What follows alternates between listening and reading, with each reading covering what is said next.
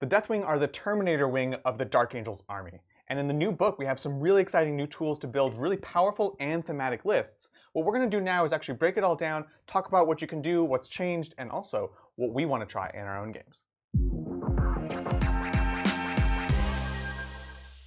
All right, so in the index, we saw some interesting suggestions as far as what was to come. Yeah. Some really big improvements. They made the Deathwing super strong. They were nefariously strong, Yeah. right? They had permanent transhuman, for those of you who are not familiar, which meant that essentially all these Deathwing Terminators could not be wounded on better than a 4+. Just kind of shook up the meta. It's Everyone crazy. was freaking out, So right? strong. So they kind of have a big reputation to uphold. Luckily, I think they absolutely delivered. I think they actually got better. Yeah. And you know what? One of the first things I want to call out is that they really made it so that you can actually create Deathwing armies now, which is a thing so many of us want to do. I know I want to do it. You want to do it. We all wanted it. So they've made it so that you can actually create an all Deathwing detachment. Yep. And even if it's a whole Vanguard detachment, your Terminators get objective secured, and you get those 3 CP back as though it was like a battalion or a patrol. Yes. I think they need to be doing this with all the other armies that have special units, right? Like my crisis suit should be, you know, core and become Biker troops bosses. and bikers and other armies. So I'm glad that they're doing this here because it signals that I think we're going to see this more often. Yeah, this was a really kind of surprise change that came out of nowhere. So yeah, if you have a Vanguard detachment, it refunds all those CP. It's your Deathwing Terminators, your basically regular shooty Terminators, and your regular combat Terminators from the book are all objective secured. Which is a big boost for them. So big. So that's really exciting. Now everything has to have the Deathwing keyword. Yes, that is the main restriction in this. There are many things you'll notice even in the Space Marine book that have that can be given Deathwing and have Deathwing, but it does restrict you, and it basically means you're going to have no troops in these kind of army, right? So it's all about Terminators, right? Well, and we'll talk about it later, but you can actually give the Deathwing keyword to units, so you can really make these detachments work. Yeah. So I love that. I'm really excited about that. But not only that, the number of things that had Deathwing kind of grew, but they also kind of got better because, of course, Deathwing is only one of the keywords. That's right. You also have the Inner Circle keyword. Yes. And this is the magical keyword that gave you that kind of transhuman ability, right? So it still does that, which is unbelievable. So powerful. So strong. Of course, it still makes you immune to morale, which is very valuable. Yeah. And it also has one little drawback where you have to pass a morale test in order to fall back.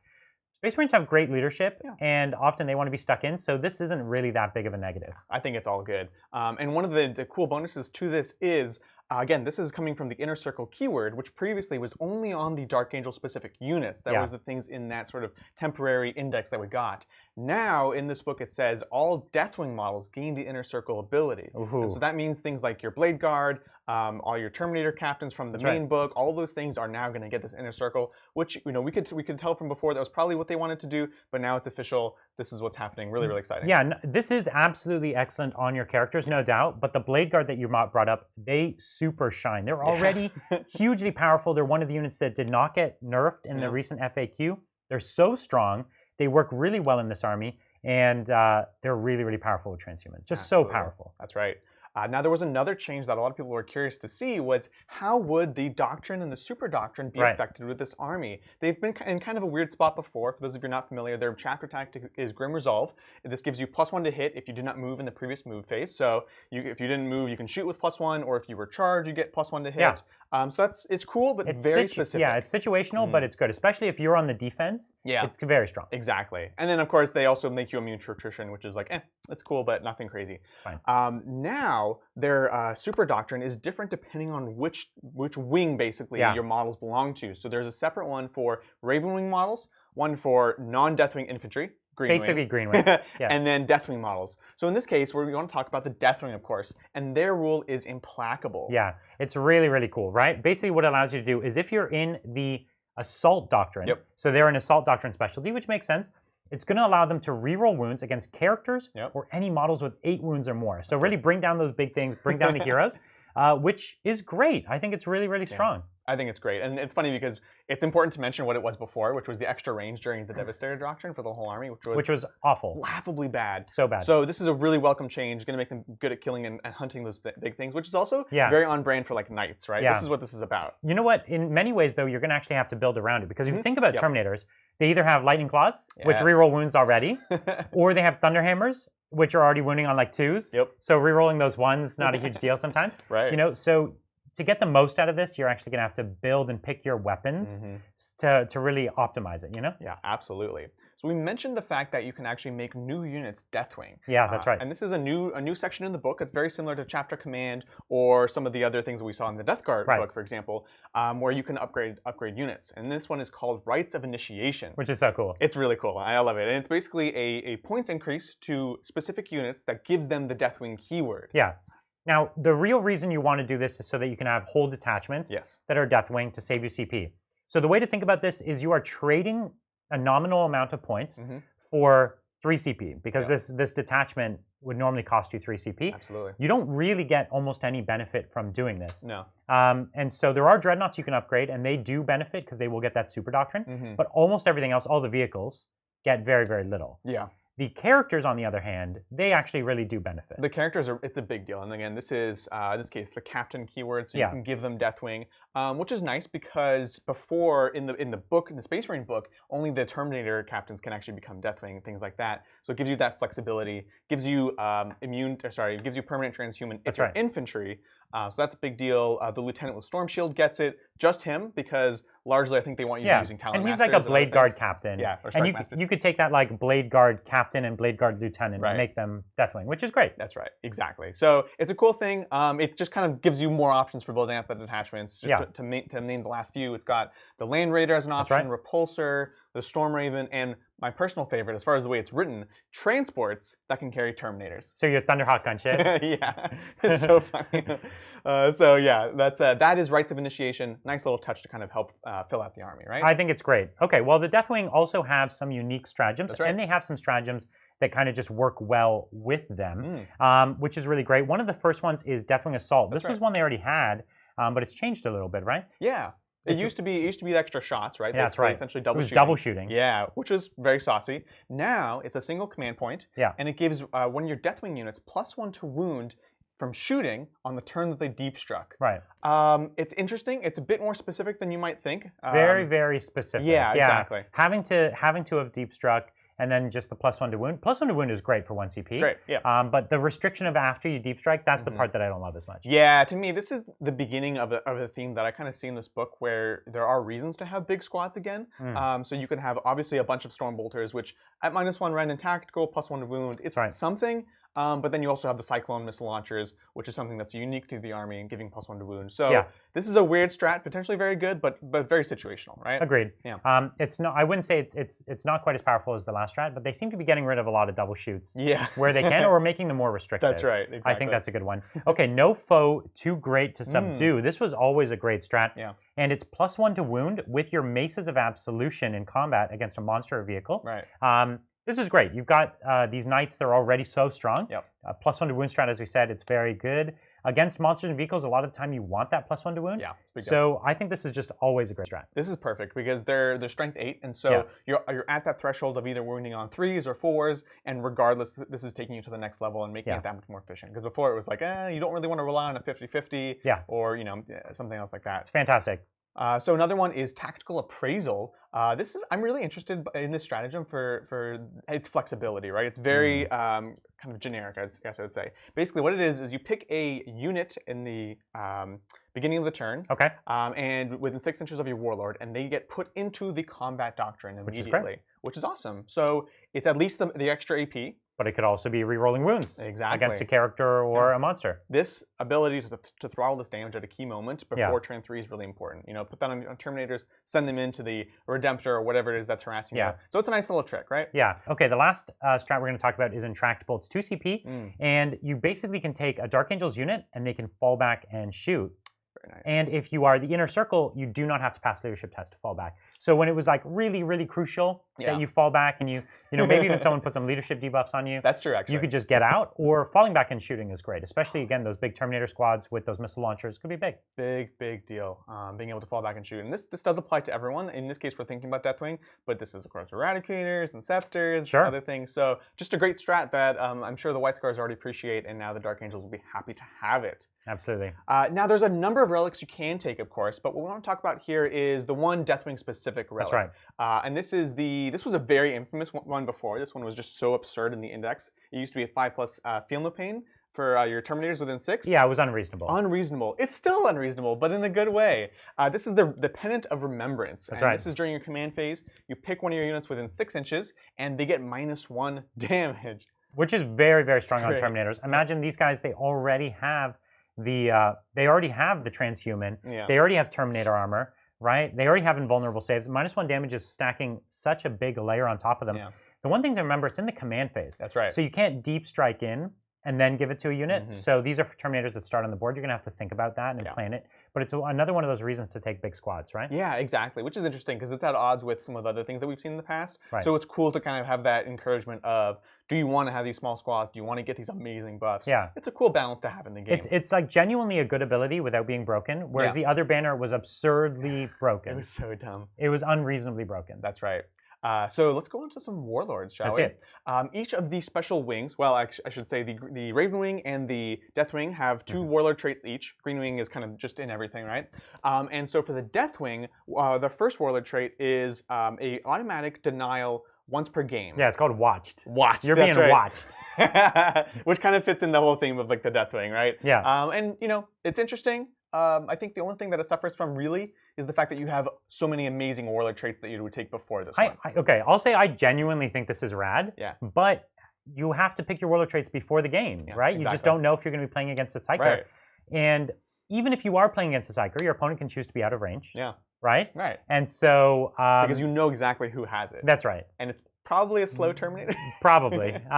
So it is really cool. Like, I'm glad it exists, but it's really hard to plan for. Yeah, absolutely. Another thing to note is like you can get these the actual the Watchers, 5 points in most of your Deathwing squads that give you a regular deny once per game. So yeah, you don't actually need this. Now, an auto deny and a normal deny are not the same thing, but nevertheless, it plays a similar role. I would live in fear of null zone, so I would say, you know, 1 CP to protect from that is kind of cute. It is kind of cool. You're right. The other one is called Inexorable, and it just gives your Warlord -1 damage, which is basically, it's a disgusting resilient now, right? So that's good. And if you're trying to create a killy character, it actually can go a long way. Yeah. But generally, there's better Space Marine Warlord traits in this. Yeah, Bridger's going to love that one, though. Yeah, he will. It's true. So as with all of the new codexes we have a set of new secondary objectives. Right. There's 3 in this book, and we want to talk about the one that is really interesting for Deathwing. None of them are restricted to Deathwing or Raven Wing, but they will work better with one or the other, right? Exactly. This one's called Stubborn Defiance. It's in the Battlefield Supremacy category. And this is probably the best one in the book. It's so good. So if you guys have watched our show, we always have an appraisal of the mission secondaries in each Most game. of the time, we're disappointed. Yeah, exactly. And this is amazing. This one's genuinely an auto take. So here's how this works, right? In the start of your first command, or in your first command phase, you pick an objective on the board. And this is any objective. Anywhere. So it could be the one in your backfield behind the building. We've seen similar things to this one, but it's usually like your opponent picks. That's right. Like, who cares? And at the end of each of your command phases, for the more consecutive turns that you hold its objective, you score a number of victory points. Right. And to give you guys a sense for that, so let's say start of the first turn, I pick the one in my home base. I'm holding it. Okay, I do my turn. It's my next turn. I finish my command phase. I've now held it for 2 turns consecutively. This is going to give me 2 victory points. Yep. The next turn it'll be 3. Then 5, then 5 for a total of 15. That's right. As long as you hold your back objective.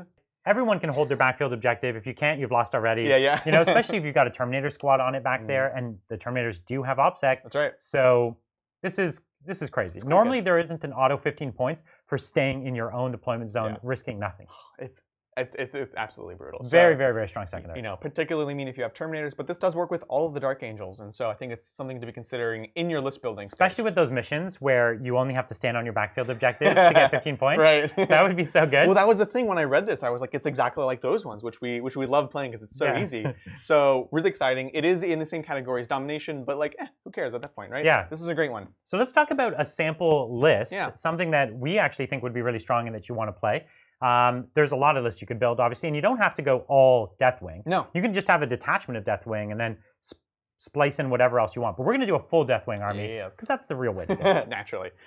Yeah, so this is, of course, using a Vanguard detachment. We want to use those new abilities to give all of our tasty Terminators objectives. You need to be in a Vanguard detachment to benefit from this. That's right. So absolutely. you can't take anything else. Yeah, and the one disadvantage to that, of course, is you only get 2 HQ slots, so make them count, right? And Space Marines love HQs. So after we talk about the list, we'll talk about other ways to get HQs because you probably will want more. But okay, just for now, let's start with a single Vanguard. That's right. So in this list, we really want a Terminator Captain. Belial is always cool, but you could also do a Chapter Master if you want something more specific. So let's say Belial. Yeah, but you could build your own captain here. This would be fine. We're not taking Belial because he's central to the list. We're taking him because he's rad. He's so cool. That's why we're taking him. And also, you really need a Terminator Captain. So make sure you're doing Deathwing stuff. You'll be good, right? That's right. You actually need keyword Captain. Yeah. Because you're going to see later in the list, it's actually required. That's right. Then we also have a Chaplain and Terminator armor. That's right. This is important because one thing that you'll notice we haven't talked about today is the strat to deep strike really close to Ravenwing. Yeah, I think it was a combined assault or whatever it used to be, where a Ravenwing unit would shoot up and then Deathwing Terminators would drop down. They got rid of that strat, and they've generally been getting rid of any of these strats that are auto charges. Yeah.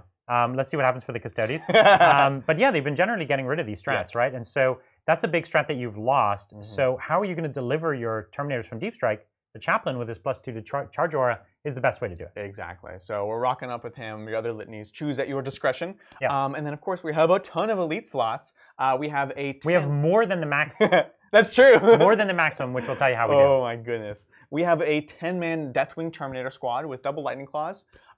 Just keeping them cheap, keeping them useful. Again, these are all OBSEC. These are immune to rend. Yeah. And I have 2 Cyclone Missile Launchers in them.